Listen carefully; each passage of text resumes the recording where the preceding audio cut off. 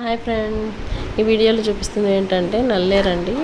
దీని ఉపయోగాలు చాలా ఉన్నాయండి. ఇన్ఫ్లమేషన్ తగ్గిస్తుంది, డైజెషన్ బాగుంటుంది, ఇమ్యూనిటీ బాగుంటుంది. పాతకాలంలో ఇవి బాగా పచ్చళ్ళు పొళ్ళు చేసుకునేవాళ్ళండి. అది ఎలా చేసుకోవాలో సింపుల్గా ఈజీ వేలో చూసేద్దాము.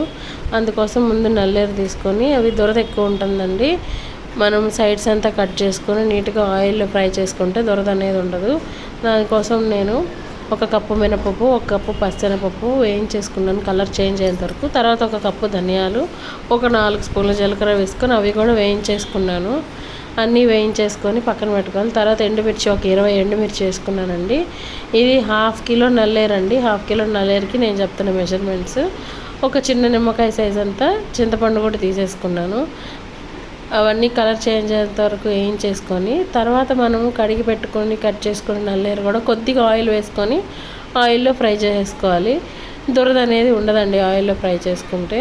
ఇది కూడా బాగా వాడిందాక చూడండి, ఈ వీడియోలో చూపించిన విధంగా అట్లా ఫ్రై చేసుకోవాలండి. బాగా వాడిపోవాలి. తర్వాత మనం ముందుగా ఫ్రై చేసుకున్న ఎండుమిర్చి, ధనియాలు, మినపప్పు, శనగపప్పు అవి మిక్సీ పట్టేసుకోవాలి. అన్నీ మిక్సీ పట్టేసుకున్న తర్వాత ఒక వెల్లుల్లిగడ్డ మొత్తం అంతా వేసేసుకోవాలి.